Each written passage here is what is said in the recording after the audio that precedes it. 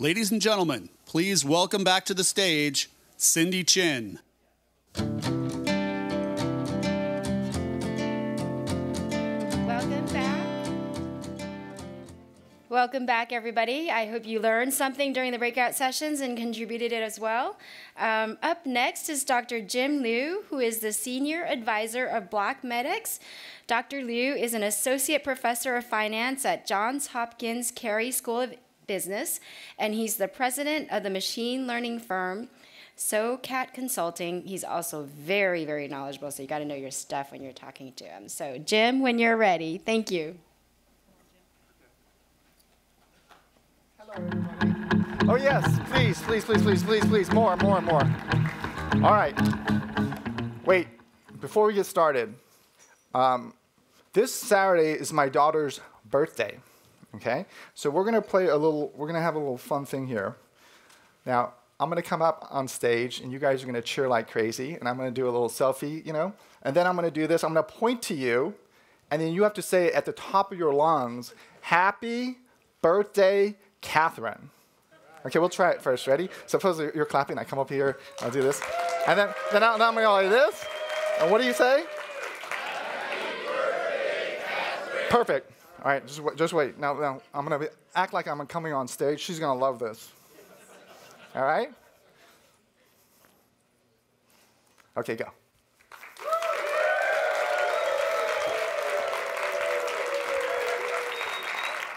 Happy birthday, Catherine. Yay! Thank you so much. All right, thank you so much. That's going to make her day. All right, so what am I? I am not a politician, I am not a lawyer, I'm not a consultant, I'm an academic, and also I'm an advisor to BlockMedX. So what I'm going to tell you today may be challenging, it may be offensive, it may shake your sort of understanding of what we can do with blockchains. But at the end of the day, you may disagree with me, which is great. A lot of students disagree with me. I like that. Just come up to me and tell me, what are some issues. Because what we're going to do here is try to solve a problem that if we can solve it together, it's going to make America much better, hopefully. All right? So here we go. BlockMedX, this talk is about machine learning, how we're going to use machine learning and the blockchain to solve the opioid crisis. How many people have heard about the opioid crisis? How many people have been directly affected by the opioid crisis? Okay, good. We're going to help you guys, all right? And this is a problem that we can absolutely solve. There was a session a little bit earlier. One of the consultants said that this was one of the problems that they hear a lot about, and they don't really have good solutions. And so we're going to propose a solution. And so here we go. This is a world-class team. We have very deep experience. They have very deep experience in healthcare, pharmacy, blockchain, machine learning, and AI. I don't know if Michael's here. Michael? Okay, please stand up. He's the CEO of BlockMedX. Doctor. Alex, I don't know if Alex is here. Alex was a student of mine in big data machine learning. He was one of the top students. He's a doctor. He was a doctor at Johns Hopkins in nuclear medicine. And he told me after the class that he was going to leave to go join McKinsey, which is okay, from Johns Hopkins to McKinsey. Okay, it's not as good as this Accenture, but it's an okay consulting firm. So I'm like, okay, I'm okay with that. I'm okay with that. And then, later on he contacts me and says, oh, I'm going to leave McKinsey. I said, McKinsey, you're going to go to Accenture? Where are you going to go? And he said, I'm going to go to BlockMedX. I said, are you kidding me? I said, what is that? And he said, it's a startup. And then he told me about, Michael, he told me about this startup. It sounded really, really interesting. And so what BlockMedX is going to do, you will see, is going to attack a very big problem. So this is the opioid epidemic. The opioid epidemic is the single greatest healthcare emergency facing the United States right now. So you get the smartest folks together on an entrepreneurial team, and of course, they're going to go attack the biggest problem in the US, which is great, right? So, just to give you some statistics, it's the #1 cause of accidental death in drug poisoning. More people die from prescription opioids overdoses than car accidents. The death toll rivals the AIDS epidemics of the 1980s and 90s. How many people remember the AIDS epidemic? Does anybody remember that? Okay. And then there are some staggering costs associated to this. So 1 in 20 of all hospital admissions are due to the opioid overdose. So that's 1 in 20. So you go to a hospital, you see 20 folks coming in, 1 probably has been affected by opioids. The direct costs and the indirect costs associated with this problem is $30 billion to 45, depending on how you sort of estimate that, right? So here's a breakdown of the costs. I know this slide is a little bit, you're supposed to only have like 3 or 4 bullet points per slide, but this gives you a sense of what's happening here. In the United States, we have about 330 million people, maybe 320, 330 million. There's 250 million prescriptions. That's a lot of prescriptions for the number of people. There's 11.7 billion pills. There's some more pills than the number of people in the world. And you have 12.5 million misused patients. So this is a significant problem that we're trying to solve. BlockMedX is going to try to solve. All right, so before we give you the solution, you must understand the supply chain, the ecosystem, okay? So how do you use blockchain technology? Number 1, you understand the ecosystem of what you're going to try to disrupt. Blockchain technology potentially can knock out all middlemen. I call them middlemen because, they're going to knock it out, potentially. But how do you do it? You have to sit down with experts in that particular industry, and you have to figure out the supply chain. And then you have to figure out how can technology sort of come in there and help the supply chain. So I'm going to give you guys a very short lesson on the supply chain, and then I'm going to show you what's wrong, and then I'm going to show you how we're going to solve it, all right? And after that, I'm going to do an ask because we can't solve it ourselves. We need help from you guys, okay? So first, here's a patient, and that's a doctor. The patient could be Professor Liew. He runs over to McDonough Business School because he's on a job interview. He trips and falls, and he breaks his arm. And so then he goes to the doctor, and he says, hey, doc, I broke my arm. They put it in a cast. They give me some painkillers, right? So they give me the prescription. So I take this prescription. What do I do with it? I go to the pharmacist. I give him the prescription. The pharmacist gives me pills, and I start taking these pills, right? Because I'm in pain. Where does the pharmacist get these pills? From the supplier, who gets those pills from the manufacturer, right? So that's the ecosystem that we're dealing with, right? So far, is everyone okay with that? Perfect. So now, what's happening? What could go wrong? I actually have a friend. I actually grew up in Norman, Oklahoma. Does anyone know where Oklahoma is? Any Sooner fans in here? Anybody? Okay, perfect. I have friends there. I mean, I went to high school there. I had friends there. And, some of my friends did do drugs, unfortunately, all right? And some of my friends I call them illegal entrepreneurs, meaning that they're trying to make money illegally, okay? These are my illegal entrepreneur friends. So here's one of my friends. And I'll just use this name. So the problem that we have to solve is the opioid double spend problem. So this is one of my friends. I'm going to use a fictitious name, Shane. Okay, Shane's my friend. He goes to the doctor. Remember, he's an illegal entrepreneur, so he's trying to make money. He has friends who are doctors because he's very charismatic, and he asks the doctors to give him prescriptions. Okay? And so the doctor will give him one prescription. Maybe the doctor's ethical. Maybe the doctor's not ethical. Maybe the doctor wants to be an illegal entrepreneur too. Right? So this is a bad actor in the system. There could be 2 bad actors in the system. And so the doctor gives my friend Shane a prescription, and Shane goes to the copying machine and makes photocopies of this. Maybe he forges some of these things, right? So he's a bad actor. He takes these prescriptions, and what does he do? He gives them to pharmacists.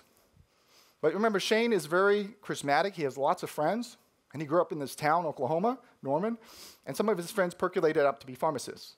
And he's like, hey, I'm an illegal entrepreneur. I need to make some money. I lost my job, my construction job.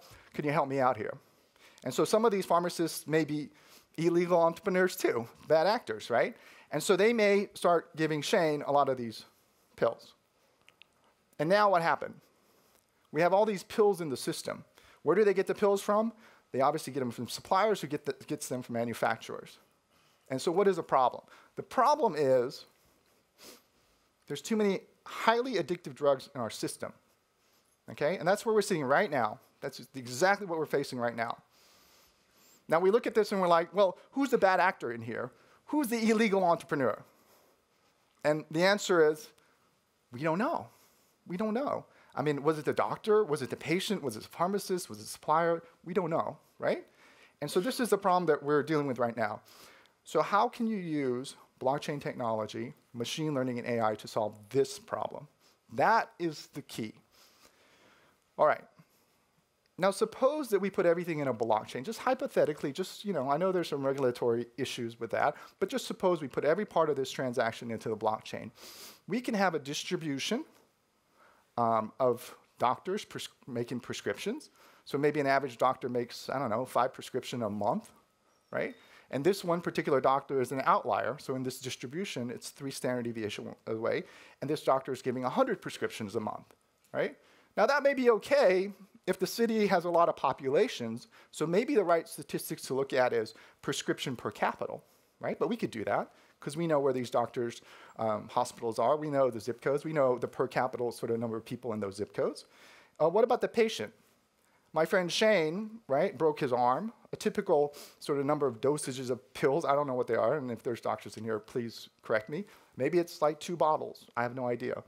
And then all of a sudden, he has 500 bottles, right? So he's on the tail of the distribution. We identify him through the blockchain. And the same thing we can do for pharmacists and suppliers and manufacturers. And what does this do? Are we using any machine learning at this stage? There's no machine learning whatsoever. This is a normal distribution. We are looking at the data. They call it business analytics, right? No machine learning. If we have all the data in the blockchain, we can do this very easily, all right? So now we're going to add the machine learning component.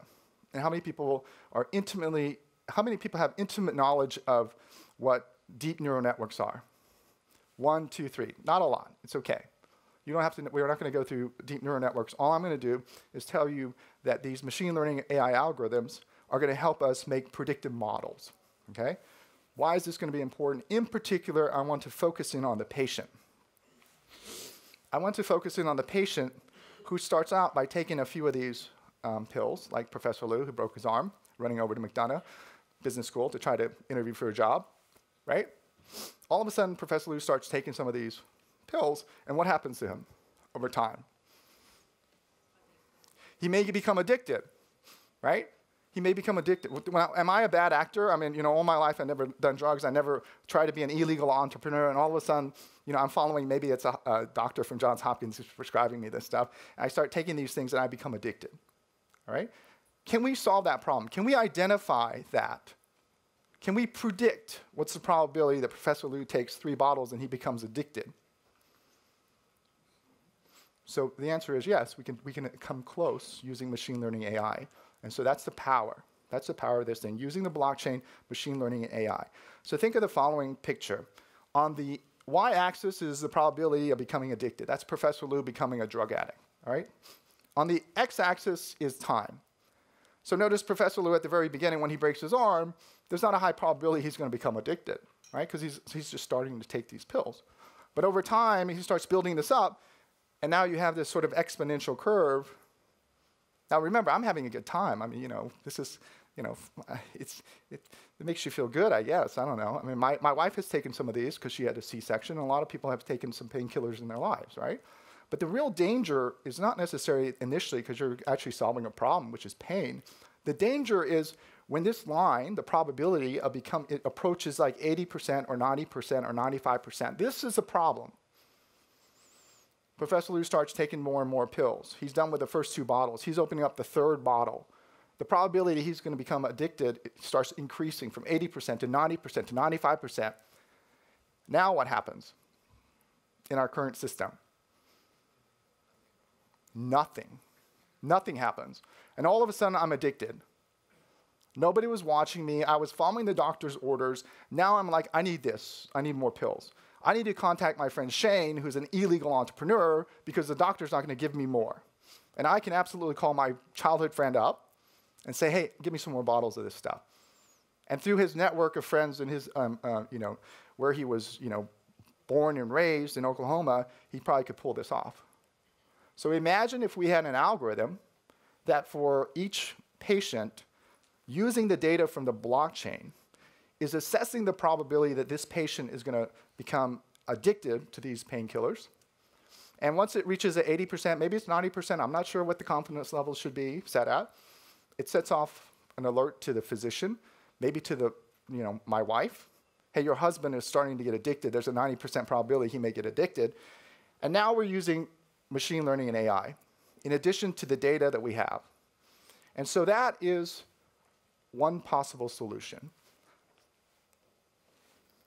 So that's the idea how BlockMedX is going to try to attack the opioid problem by putting things in the blockchain and using machine learning in order to create these predictive models. Okay? So what are we missing here? We have the technology. We can run these algorithms all day long. What are we missing? What? Data. We're missing the data. How do we get the data? It exists. What do we need help with? What? We're in DC. We need regulators' help. We need Congress's help. We need people like you guys to put pressure on people who have control of this data, to let us have this data. Can we anonymize the data? Absolutely.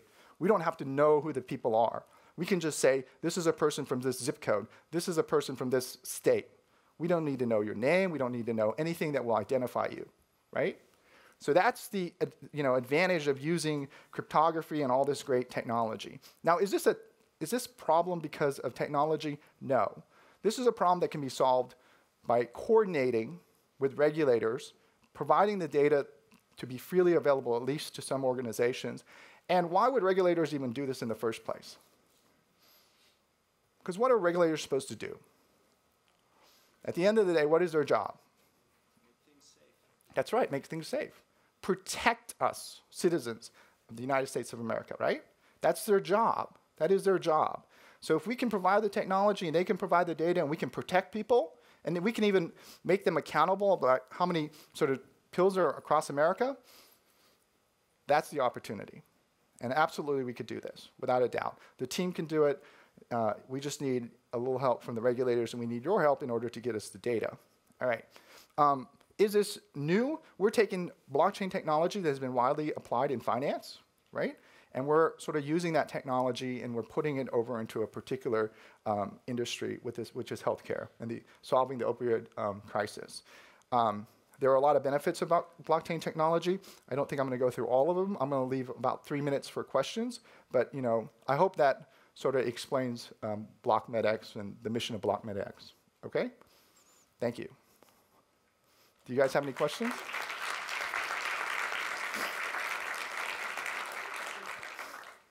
Can you just start generating your own data as you deploy the blockchain and get early adopters or whatever? Absolutely. We could simulate data. But we need to know unfortunately, we need a data set that has people who've been addicted in order to train the models and people who didn't, and the number of pills that they've had. So we absolutely can, try to simulate that, but it's much better with real data.